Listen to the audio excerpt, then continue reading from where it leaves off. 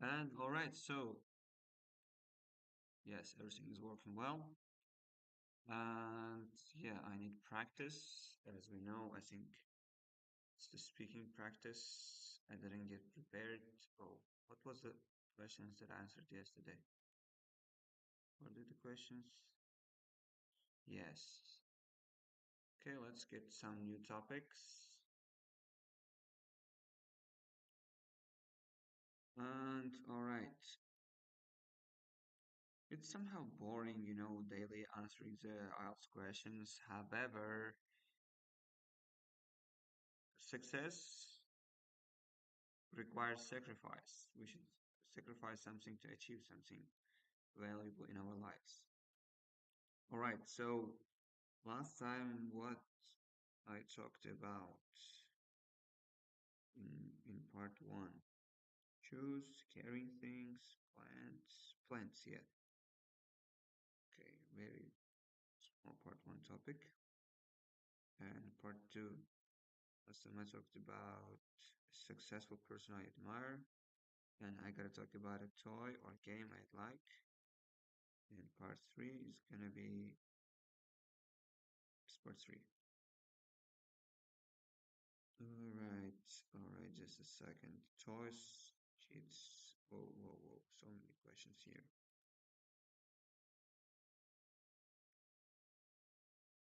And so, where will they be? We send it to my IELTS group.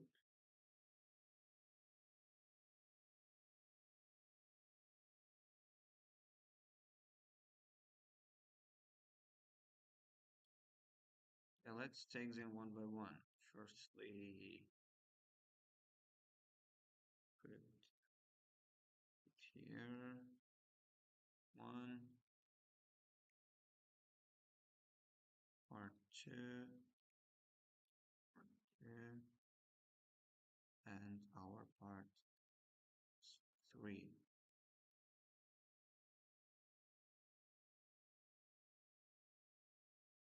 Let's do.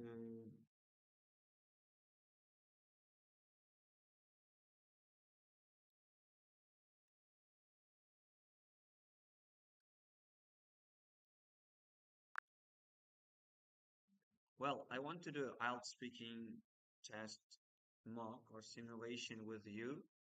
I need your help. I want you to be my examiner and give me estimate score for each answer, and ask me questions one by one. Absolutely. We'll take it step by step. I'll ask each question, you answer, and then I'll give a quick estimated score and feedback before moving on. Ready for the first question? Of course, I am ready. Perfect. Let's start with part one. First question. Do you like quiet or noisy places? I like quiet place because when I'm in a noisy place, I feel some kind of stressed and pressured, and I will have a headache, and I don't feel comfortable. So I prefer quiet place more. I'd estimate that's around a band 7. You explained your preference clearly, but you could refine it by adding a bit more variety in vocabulary or a smoother flow. Now, Right. next question. Yeah. Would you like to go If to it's possible, always try to show or highlight my grammar and vocabulary mistakes where they can be corrected and refined. All right. Absolutely. After each answer, I'll point out any grammar or vocabulary issues and show you how to refine them. Let's continue. Would you like to go to quiet or noisy places on weekends when you are free? Okay, let me think. I think it depends on my plans. And if I want to spend my time with my friends, I think I don't mind going noisy place and some game clubs or kind of ping pong areas. However, if I'm alone or with my family members, I want to go quiet places because I don't want to get disturbed and interrupted by others. I'd place that around band 6.5. You communicated your ideas well, but there were a few grammar slicks. For instance, instead of noisy place, it should be noisy places.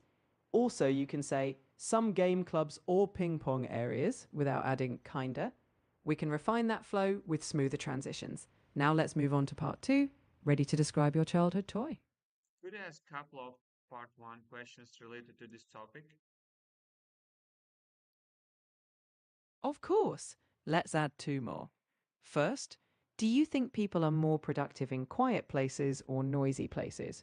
It's a And part one second, question. yes, these are still part one questions. They're short and personal, just like Okay, in the okay, real exam. nice. So when you're ready, you can start answering. Can I ask one more time, one by one? Of course. First, do you think people are more productive in quiet places or noisy places?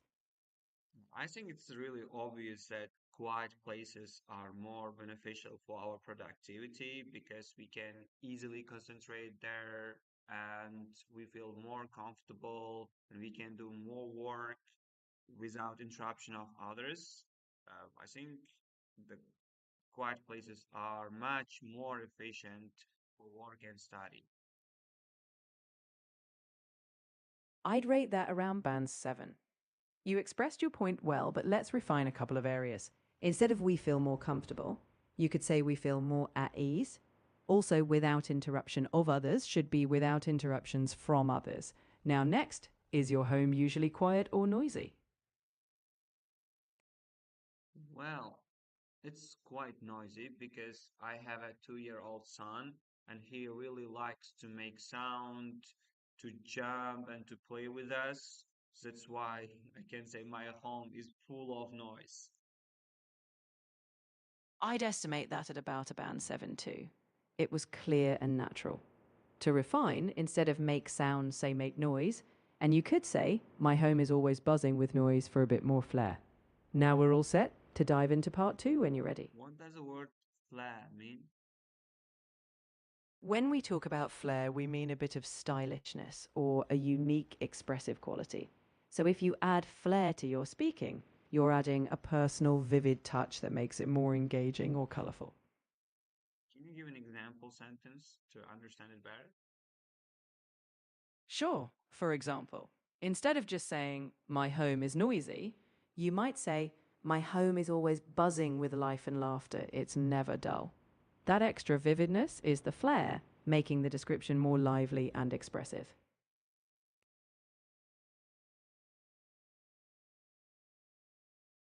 All right, so let's move to part two. All right, in part two, you have a bit more time to talk.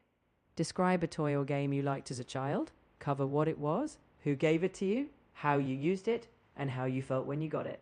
You can speak for up to 2 minutes, take a moment, and then start when you're ready.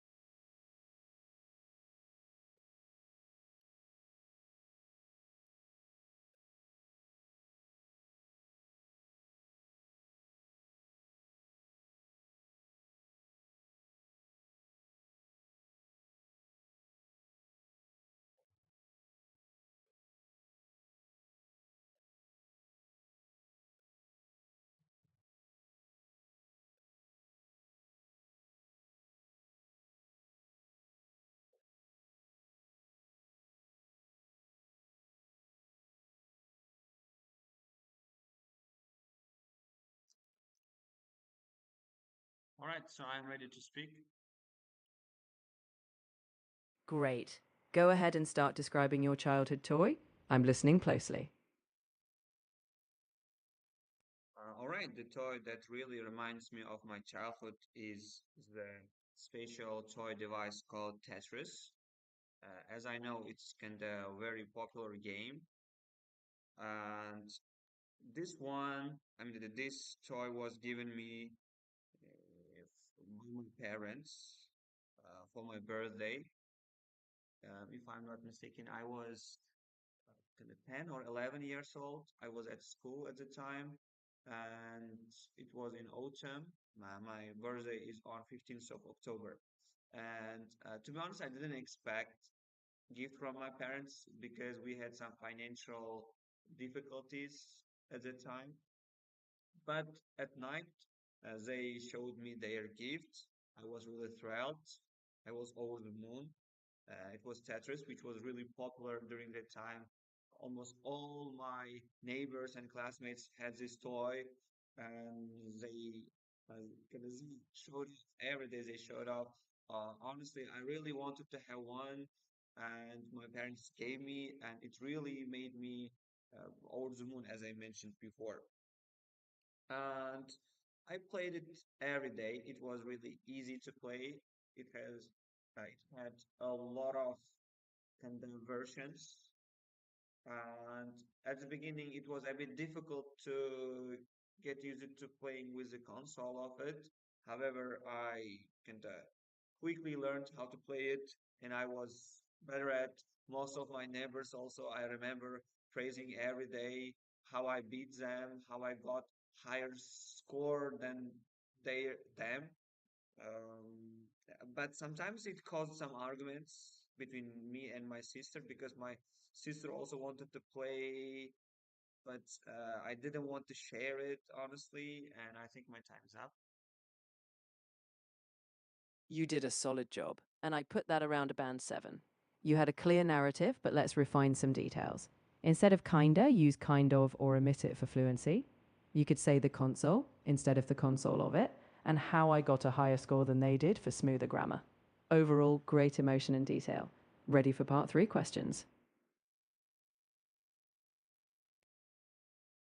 All right, what were the parts that really pulled me down from getting 8 or above in the speech?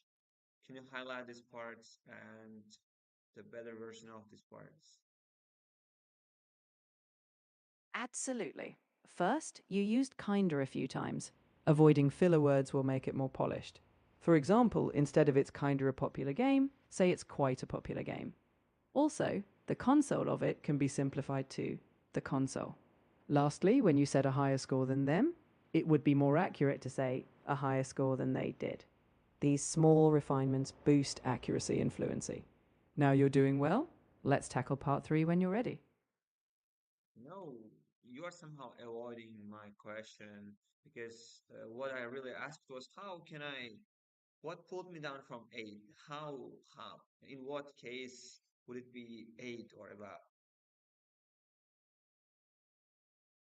Got it. To move toward an 8, focus on fewer hesitations and greater flexibility. You can enrich vocabulary. For example, instead of repeating over the moon, you could say ecstatic. Also, aim for more complex structures, like using a conditional, such as if I hadn't received that gift, I wouldn't have experienced such joy. In short, a bit more variety and fluency will push you higher. Let's move to the part 3 then. Perfect. Let's dive into part 3. First question: what's the difference between the toys kids play with now and those they played with in the past? Well, I think people rarely play toys nowadays as they are surrounded by digital device and a lot of gadget. And then my son can be an example. I think he mostly addicted to watching YouTube videos, and only once a week he may play with his toys if we encourage him. So I think it is a case for all, not all, maybe most young generation. That's what I mean. I understand. You highlighted the shift toward digital devices well. Let's keep going. Do you What think sport parents would should? it be? You're welcome. Now let's move forward. Do No, you think I didn't say thank you. You forgot giving me estimated score. you're absolutely right? For that answer, I'd estimate around a band 7. You had clear ideas. To push toward an 8, aim for a more balanced structure, like comparing past toys with a bit more detail. Also, watch small slips like kinda. Keep it formal. Now, shall we continue with the next question? All right. Next question. All right. Next question. Do you think parents should buy more toys for their kids or spend more time with them? I don't agree with the first idea about buying more toys. You may buy sufficient amount of toy for your children, but their number, I think, doesn't matter much because it's not about toy. It's about how children interact with them and how they spend their time with them. And of course, if you are not around your children, if you are not playing with them, I don't think that toys can give them the emotional can the emotion that they are seeking for. Why they like toys? I think it's because they want to play it with their parents, which they may get the attention of their parents, which they are really in need of. And so if we don't kind of spend our time with our children, and if we just leave them with their toys and gadgets, I think there is no point in actually kind of giving them anything. They may kind of grow up without necessary attention and emotional support, and it may kind of have big a negative impact on their future life. I'd estimate that around a band 7. You made your point clearly and convincingly. To push toward an 8, watch for repetition, like kind of, and aim for more sophisticated phrasing. For example, instead of there is no point, you could say it becomes meaningless. Overall strong structure, ready for the next one. Yeah, I'm ready. Great. Next question. What are the advantages and disadvantages of modern toys? All right. I think there are a lot of advantages. First of all, I think they are safer, they are more flexible, they are more eco-friendly, and they are more innovative, and they are designed with the latest technique and methods that can children make most of it. I mean that they are more beneficial to children towards our old toys. In terms of disadvantages, I think they are mostly try to manipulate children. What I mean that when children buy one type of toy, it may somehow kind of trigger them or kind of convince them. I can't say convince. Somehow there is a brand stuff, brainwashing stuff. I think even in toy industry, they want to give one type of toy to children, and they want these children will be their client in the future. Also, they can be motivated to buy the other parts of these toys.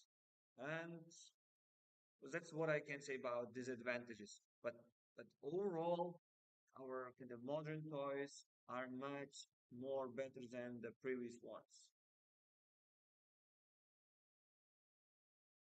I'd place that around a band 6. You had clear ideas, but to improve, aim for more precise vocabulary.